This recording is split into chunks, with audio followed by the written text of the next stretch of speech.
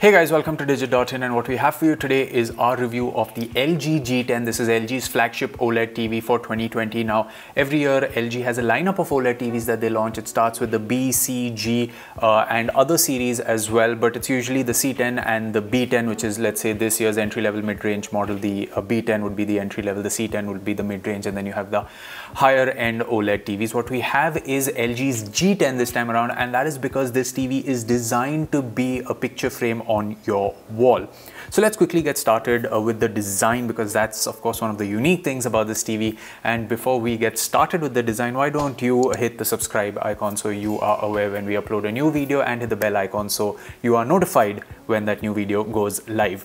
Now, speaking of the design of this TV, it has a very symmetrical width to it. If you notice, in most OLED TVs that we've reviewed, the panel is really slim, but then you have this slight bulge at the back which houses all the components and the connectivity options. Out here, there is kind of a uniformity to the thickness of the TV, and it sits flush with the wall, so it absolutely sticks to the wall. The wall mount is just a small bracket. It's literally this big. You can pull the TV out to access the connectivity options, but just the way the connectivity options are laid out, it can get a little uncomfortable to reach them. So you may want to do your cable management before you wall mount this TV, and then just put it back and make it sit flush with the wall. There is a groove where you can run the cables around so it comes down the middle of the TV.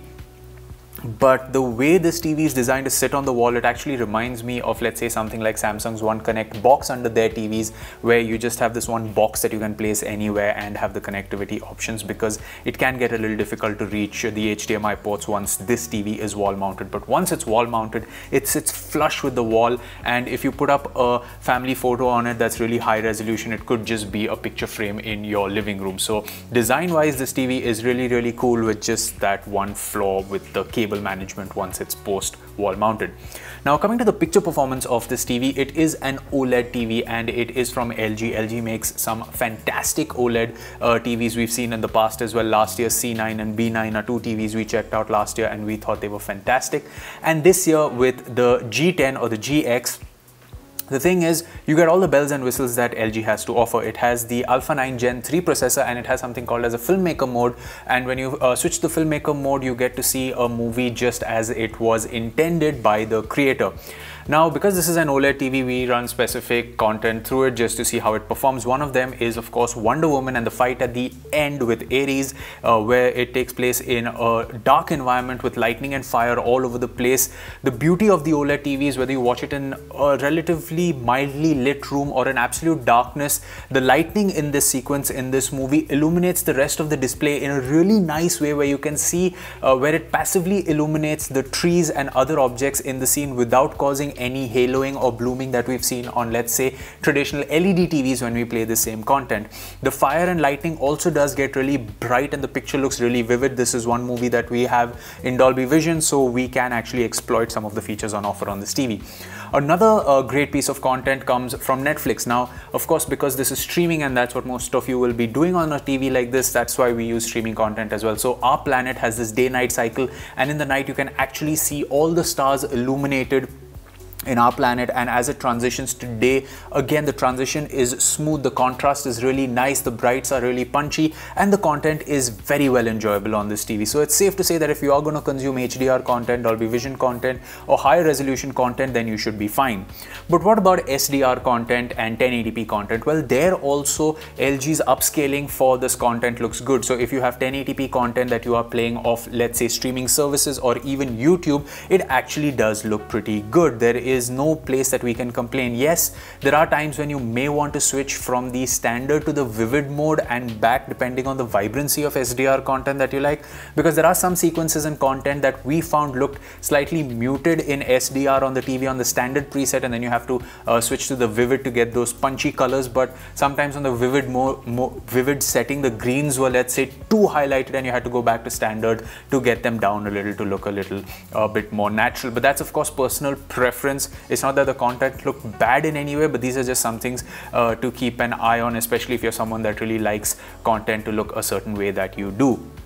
Moving over to gaming now, yes, while we do have the new generation consoles coming in for televisions and TV testing, we are going to hold off and get some baseline of benchmarks ready, some baseline of understanding of how the new consoles function ready before testing them on new TVs. But since most of you probably have a PS4 or an Xbox One, we use those consoles on the G10, and gaming on this TV is brilliant. Remember, this TV has all 4 HDMI 2.1 ports. It supports G-Sync, it supports AMD FreeSync as well, so you are getting all the bells and whistles needed for a next generation gaming experience on this TV. Even with the current generation consoles, the gaming experience is great. When we plugged in the Xbox One X, we got the instant game response mode turned on. You can switch on the Ultra HD deep color, you can switch it to game mode, you can manually change a lot of settings on this TV, which is great when it comes to gaming.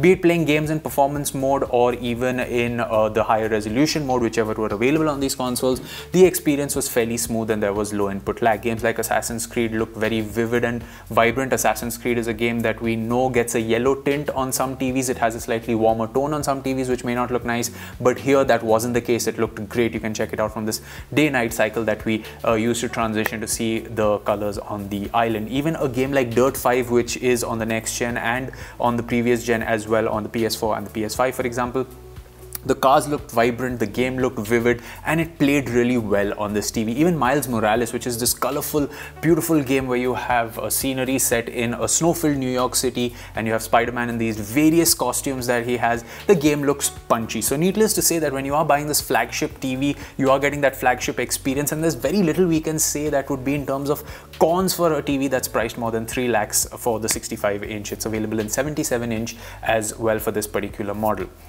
So let's move on to the UI, and before we get to the UI, we have to talk about this, which is LG's remote control, which has been the same for a couple of years now, and it's a remote control that I really like, especially because of its design. It's meant to sit this way in your hand, so you can actually move it around because the cursor moves on screen just like a mouse would because of this magic remote. It works like a magic wand, literally, and that is where this design sits flat on the table, so it doesn't wobble around too much when you just plonk it on a table, but it fits well in your hand as well, so you can actually use it quite easily. And the D-pad and the click wheel, which is used to select, is also very conveniently located. Hotkeys for Netflix and Prime Videos, Google Play Movies, Play Pause, everything out here is easily located, and you can just simply extend your hand a little bit to get to the volume and channel controls, mute controls, if that's something that you want.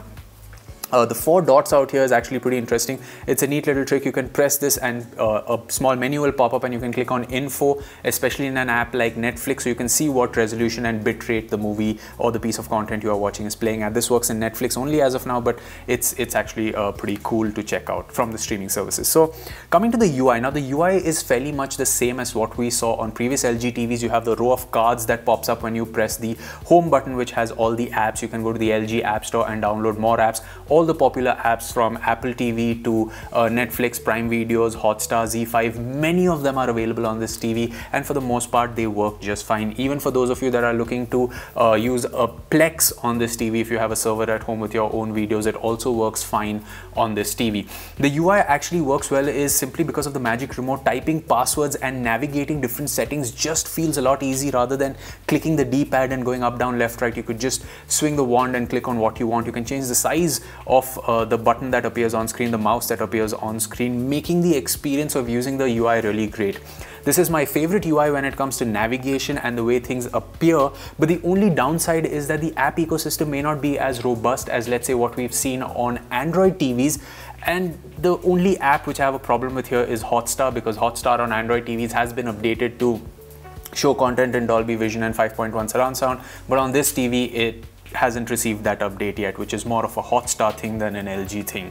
So to sum up, what we'd like to tell you about this TV is that yes, it is a flagship TV, and if you consider this TV or even the Sony A8H that we reviewed earlier, you aren't going wrong in any way, because both of these TVs have fantastic panel performance. Yes, there is a difference here and there a little bit, but only if you know what you're looking for is you're going to be able to notice it. If you're just going to watch regular content on this TV, play a couple of Blu-ray movies, you should be fine. Even though this TV has 60 watts of sound output, it lacks a bit of bass, even though it has a 4.2 channel set. setup, and also what it lacks is a bit of channel separation. So if you're just going to watch content and expect the sound to come from the TV, you should be fine. You won't see that swish of left to right that we saw on, let's say, a TV like the Sony A8H. However, the UI on this TV is better than what we saw on the Sony, for example, because that's traditional Android TV with some of Sony's quirks into it, but the convenience of the Magic Remote, I think, with the UI works a little better in LG's favor. So there you have it, guys. That was our review of the LG G10, and we also have this as one of our contenders for the Digit 01 Awards, and that is with our December issue. You can always log on to digit.in to learn more about which is the best TV of 2020. You can also let us know what you thought of this review in the comment section below and ask us any questions that you have. We will do our best to answer it, and we will catch you in another video. It's goodbye for now for this one.